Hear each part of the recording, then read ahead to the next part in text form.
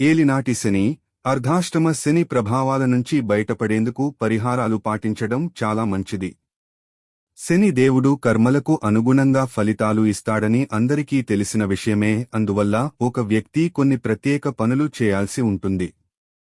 దానివల్ల సడే సతీ, దయ్యా ప్రభావాలు తగ్గించుకోవచ్చు. ప్రతి శనివారం సాయంత్రం శని స్తోత్రాన్ని పఠించాలి. ఇలా చేయడం వల్ల ఏలినాటి శని, అర్ధాష్టమ శని సమస్యలు తగ్గిపోతాయి. ప్రతి శనివారం శని దేవుడిని పూజించాలి. శని ఆలయానికి వెళ్లి తైలాభిషేకం చేయడం వల్ల శని చెడు ఫలితాల ప్రభావం తగ్గుతుంది. శని దేవుడి ఆశీస్సులు పొందేందుకు ఆయనకు ఇష్టమైన వస్తువులు కొన్ని దానం చేయడం వల్ల మంచి ఫలితాలు పొందుతారు. నల్ల మినపప్పు, నలుపు రంగు వస్త్రాలు, ఆవనూనె, ఇనుము, బెల్లం వంటి వస్తువులు శనివారం నాడు దానం చేయాలి.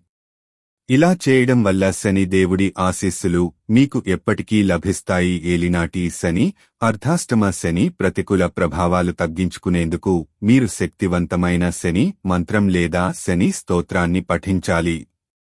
అలాగే దాతృత్వ కార్యక్రమాలు ఎక్కువగా చేయాలి. హనుమంతుడిని ఆరాధించాలి. రావి చెట్టు కింద శనివారం ఆవనూనెతో దీపం వెలిగించి శని దేవుడిని ప్రార్థించాలి. ఏలినాటి శని ప్రభావం తగ్గిపోవాలని అనుకున్నట్లయితే మీరు శనివారం పూట పొరపాటున కూడా ఇనుము వస్తువులు కొనుగోలు చేయరాదు. ఇలా చేస్తే శని ప్రతికూల ప్రభావాలు ఎదుర్కోవాల్సి వస్తుంది. అలాగే కష్టజీవులకు ఎటువంటి సహాయం చేసిన శని ఆశీస్సులు లభిస్తాయి. చీమలకు పిండిలో పంచదార వేయడం వల్ల కూడా శని ఆశీస్సులు లభిస్తాయి. శని దోషం నుంచే విముక్తి కలుగుతుంది.